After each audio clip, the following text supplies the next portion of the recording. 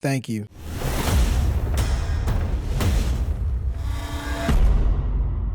This film stars Michael, who at the time was one of the biggest superstars on the planet. This project was a difficult task for any director, not because of the script or anything like that, but because of the leading actors selected by the studio. One of the toughest things for any superstar to do is to transition to the big screen. To make life easier, the studio casted MJ as himself, so there technically isn't any acting at all. To mask some of the lackluster performances, Warner Brothers gave the film a legendary soundtrack. The music was so good, it even received a Grammy nomination. Speaking of the music, the weird part about the movie is that even though it's intended for kids, arguably the best song on the soundtrack was performed by someone who would later go on to be accused of pedophilia. The story isn't as critically acclaimed as you would hope though. The movie starts off with a series of childhood pictures and then a montage of Michael's greatest accomplishments throughout his career. So just in case you didn't know who he was, you now get the picture. Michael is larger than life, even to himself. His trophy room has all of his awards and iconic paraphernalia he wore during his performances over the years. Because of these accomplishments, MJ is a prisoner of his own celebrity. He's constantly suffering from first world problems like fans bothering him for autographs. I understand why he gets uncomfortable with the attention at times. It makes sense when he's out in the public, but some of the hardcore fans bother him during his most private moments. When his career takes a turn, the media is pretty harsh, and you could tell the words hurt his bones more than sticks and stones could ever break them. Afraid that the adult topics will become too boring for the young target audience, the director throws in some animation to make the film more appealing to children. Both movies portray Michael as a slave tied to a ball and chain during the dream sequence at the amusement park. Early on, the villain rears his ugly head. The gangster is hungry for money, power, and respect like Little Kim. He wants to make a fortune off targeting little children. The bad guy sends his idiot henchmen after the good guys. They battle the main character, but he's way too smooth and overpowers them all. However, he doesn't do it alone. He gets help from the little children. There's 3 children in the movie. The kids learn MJ's in danger, and they witness the characters break into and vandalize his house. Instead of calling the cops like regular people, the children agree snitches get put in ditches and keep their mouths shut.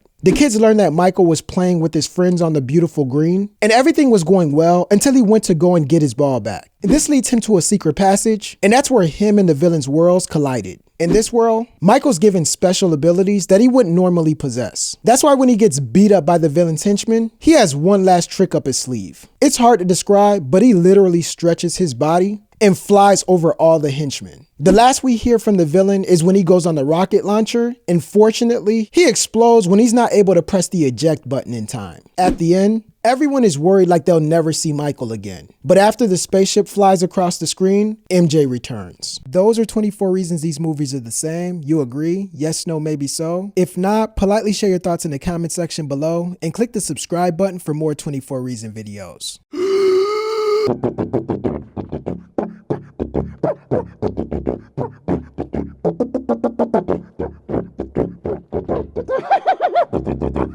Best elevator music I've ever heard.